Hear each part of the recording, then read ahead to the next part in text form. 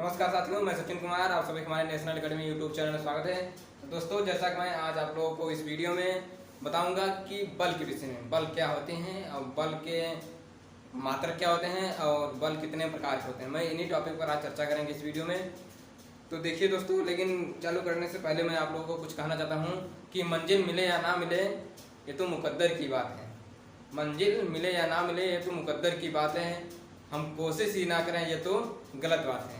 ठीक दोस्तों, तो दोस्तों मैं आप लोगों से कहना चाहता हूँ कि सर्वप्रथम आप किसी काम को करने से पहले सोचा ना करिए, पहले आप उसे कोशिश किया करिए। किसी काम करने से पहले डरा मत करिए, पहले उसे कि यार हम नहीं कर पाएंगे, ये काम इतना कठिन है, तो ये सब मत सोचा करिए। पहले उसे करिए आप लोग। ठीक, आप लोग उसे करेंगे ही नहीं, पहले से ही सोच लेते हैं तो ये गलत बात होता है। ठीक, तो चलिए हम जानेंगे इस वीडियो में फोर्स। इसे हम इंग्लिश में फोर्स कहते हैं, हमारा हिंदी होता है बल। ठीक,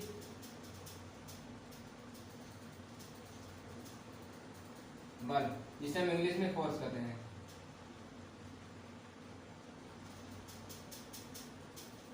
हमारा बल, ये देखिए जिस तक मैं हेडिंग यहाँ बता दूंगा हूँ, बल। बल जिसे इंग्लिश में क्या कहते हैं, फोर्स कहते हैं। तो देखिए बल किसे कहते हैं। बल हमारा क्या होता है कि जिसे मैं बल बल बल किसे कहते हैं।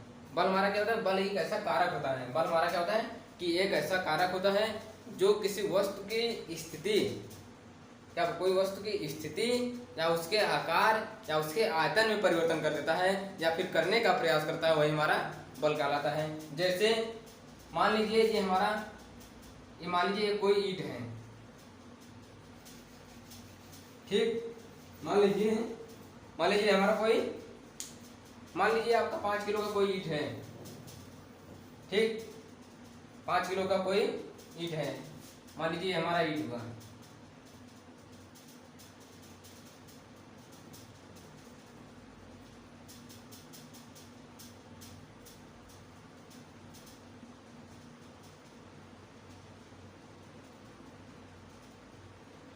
ये हमारा ईंट हुआ, काजल। ठीक, काजल नाम का कोई ईंट है, मान लीजिए ये कोई ईंट है। अब मैं इसी ईंट पर बल लगाऊंगा। ये कितने, मैं इस ईंट पर बल लगाऊंगा। इस ईंट पर बल लगाकर मैं मान लीजिए ये ईंट यहाँ पर है, मैं जब इस ईंट पर बल लगाऊं, जब मैं इस ईंट पर बल लगाऊंगा तो इसकी स्थिति में परिवर्तन होगा, इसके स्थिति में परिवर्तन होगा, इसके आयतन में भी परिवर्तन होगा। मान लीजिए मैंने हथौड़ी से इस पर बल लगाया, मतलब मैंने हथौड़ी लिया और इस पर ठोक दिया, ये दो टुकड़ों में टूट जाएगा। जब 2 टुकड़ों में टूट जाएगा तो इसके आयतन में कुछ ना कुछ कमी होगी, तो मैंने बल लगाया तभी नहीं तो 2 टुकड़ों में टूटा। अब इसी ईंट को क्या हुआ, इसी ईंट को मैंने मान लीजिए इधर से बल लगाया तो ये ईंट यहाँ से घसक कर यहाँ चली गई, यहाँ से मतलब यहाँ से यहाँ चली आई, ये ईंट यहाँ चली आई।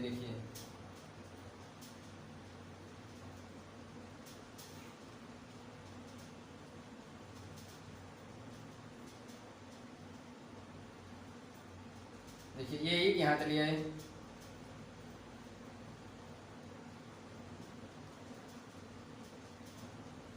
काजल, पहले देखिए, पहले ये ईंट यहाँ थी, मैंने जब इस पर बल लगाया तो ये ईंट यहाँ चली आई, तो इसकी स्थिति में परिवर्तन होगा। मैंने बल लगाया क्या होगा, इसकी स्थिति में परिवर्तन हो गया। तो मतलब जब मैंने बल लगाया तो क्या, इस ईंट की स्थिति में परिवर्तन। पहले ईंट हमारा यहाँ था, पहले ईंट हमारा यहाँ था, जब मैंने बल लगाया तब यहाँ आ गया, तो मतलब इसकी स्थिति में परिवर्तन हुआ। यही हमारा क्या कहलाता है, बल कहलाता है। मान लीजिए ये ईंट था, आपने इस पर बल लगाया, इसकी स्थिति में परिवर्तन हो गया।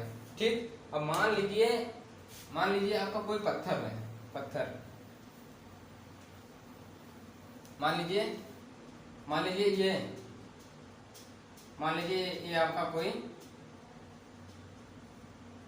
ये आपका कोई पत्थर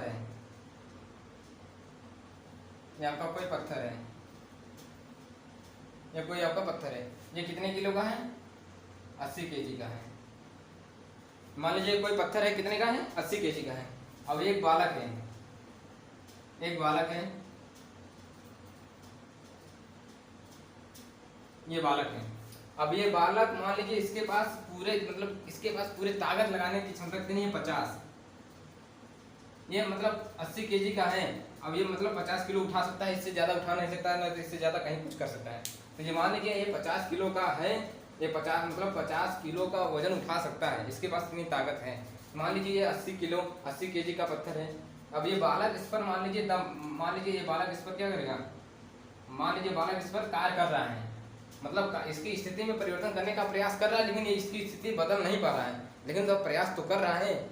यही हमारा क्या होता है, बल कहलाता है। तो बल हमारा क्या होता है, बल हमारा यही होता है कि बल एक ऐसा कारक है जो किसी वस्तु की स्थिति, आयतन, आकार में परिवर्तन कर देता है। वही हमारा क्या कहलाता है, परिवर्तन करता है या परिवर्तन करने का प्रयास कर देता है, वही हमारा बल कहलाता है। ठीक, तो देखिए दोस्तों मैं लिख दे रहा हूँ बल क्या होता है।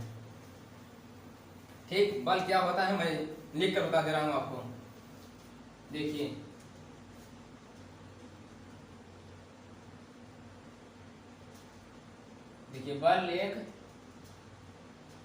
बल एक ऐसा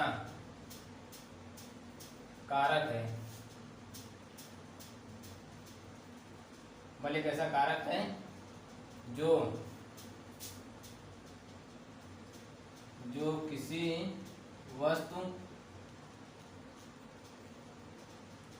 वस्तु की स्थिति, आयतन,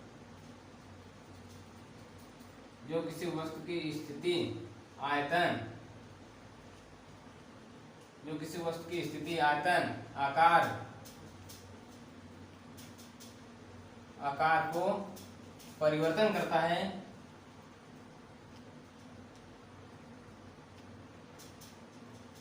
करता है,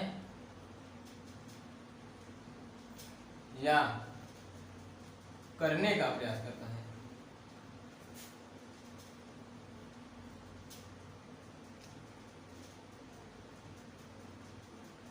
करने का प्रयास करता है, उसे बल कहते हैं।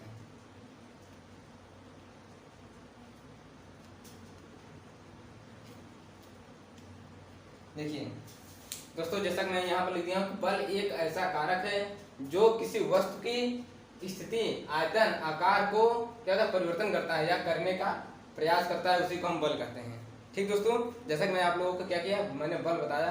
बल क्या था, जैसा कि मैंने ईंट था, ईंट को आपने जैसे मैंने आपको भी उदाहरण में पहले से ही बता दिया, इसलिए कि मान लीजिए ईंट था, ईंट को मैंने बल लगाया तो उसकी स्थिति को परिवर्तन कर दिया, मतलब ईंट यहाँ था तो यहाँ आ गए थे। अब पत्थर था, पत्थर 80 किलो का था और 50 केजी का वो बालक सिर्फ उठा सकता था, उससे ज़्यादा नहीं उठा सकता था। क्या वो 80 केजी को एक जगह से दूसरी जगह उसकी स्थिति को बदल सकता था? नहीं बदल पाता, क्योंकि उसके पास उतनी ताकत नहीं थी, लेकिन प्रयास तो कर रहा था, प्रयास वो पूरी तरह से किया, लेकिन उसे बदल नहीं पाया। तो वही हमारे बल का था, वही मैंने यहाँ पर लिखा कि बल एक ऐसा कारक है जो किसी वस्तु की स्थिति, आयतन व आकार को परिवर्तन करता है या करने का प्रयास करता है, उसी को हम बल कहते हैं। ठीक, अब देखिए बल का मात्रक क्या होता है। बल का मात्रक हमारा देखिए क्या होता है, बल का मात्रक हमारा न्यूटन होता है। बल का मात्रक हमारा न्यूटन होता है। और न्यूटन क्यों बल का मात्रक हमारा न्यूटन होता है? क्योंकि बल का खोज सिर्फ हमारे एक साइंटिस्ट न्यूटन थे, उन्होंने ही बल का खोज किया था, उन्होंने अपने नाम पर ही बल का मात्रक रख दिया न्यूटन। ठीक, तो देखिए बल का मात्रक क्या होता है। मात्रक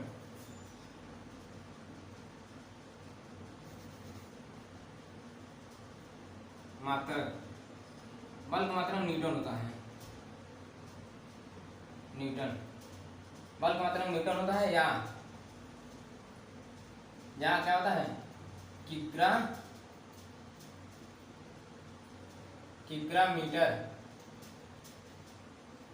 मीटर प्रति सेकंड स्क्वायर होता है।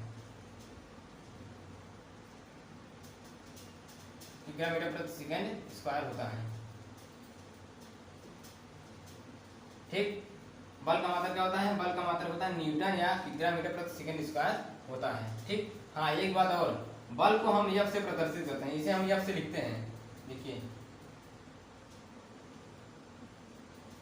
इसे कैपिटल एफ से दर्शाया जाता है या प्रदर्शित करते हैं, इसे कैपिटल एफ से प्रदर्शित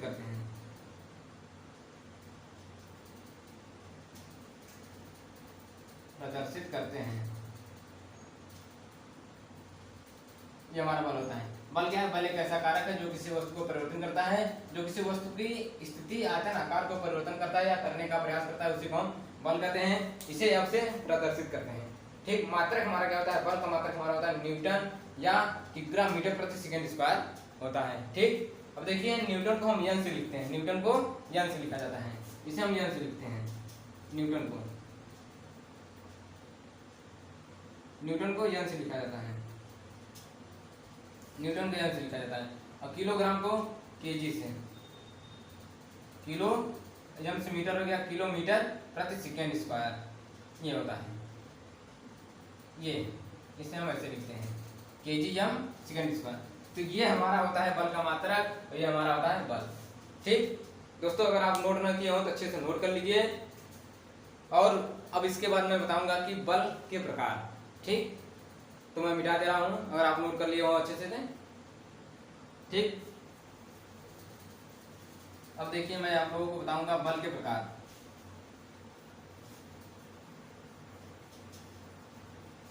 बल हमारे मुख्यतः दो प्रकार के होते हैं। कौन कौन से होते हैं ये जान लीजिए। बल हमारे कितने प्रकार के होते हैं? मुख्यतः दो प्रकार के। कौन कौन? एक संतुलित, एक असंतुलित। संतुलित बल किसे कहते हैं? असंतुलित बल किसे कहते हैं? संतुलित बल यह होता है हमारा, यदि उसका परिणामी बल शून्य हो तो हमारा संतुलित, यदि उसका परिणामी बल शून्य न हो तो हमारा असंतुलित। देखिए संतुलित मतलब क्या होता है? बल के प्रकार।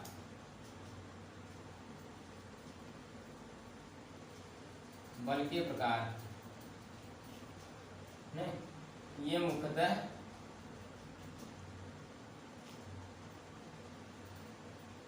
दो प्रकार के होते हैं।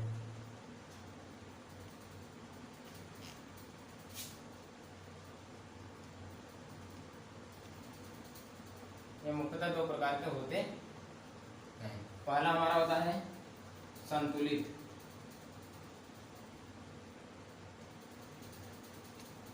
संतुलित। दूसरा हमारा होता है असंतुलित।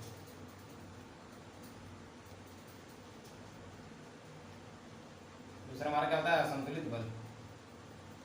तो देखिए संतुलित, असंतुलित। संतुलित किसे कहते हैं? कि मान लीजिए यदि कोई वस्तु हो, क्या होता है? यदि कोई वस्तु हो उस पर एक या एक से अधिक बल लगाया जाए।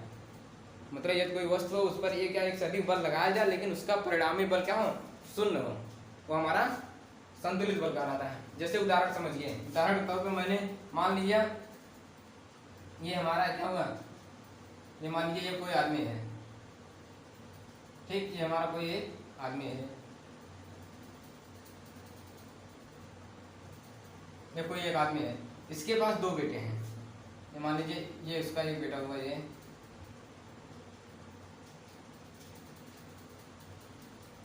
उसका एक बेटा ये हुआ।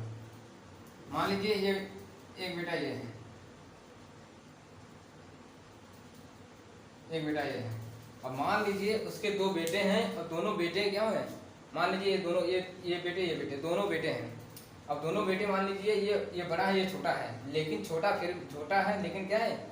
जितना मजबूत ये है उतना मजबूत ये भी है, क्योंकि मान लीजिए अच्छे से खाता पीता होगा, शरीर इसकी अच्छी होगी, इसीलिए मान लीजिए ये मजबूत होगा। ठीक, मान लीजिए ये बालक अपनी ओर अपने पिता को खींच रहा होगा दुकान चलने के लिए। मान लीजिए ये कह रहा है पिताजी हमें लिवा चलिए दुकान। अब ये कह रहा है नहीं पिताजी हमें लिवा चलिए दुकान। मार्कर क्या हो जाता है?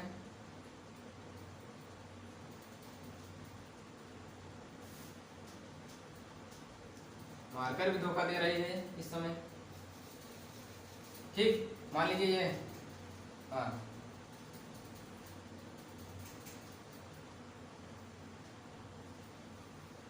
ऐसे ही समझिए।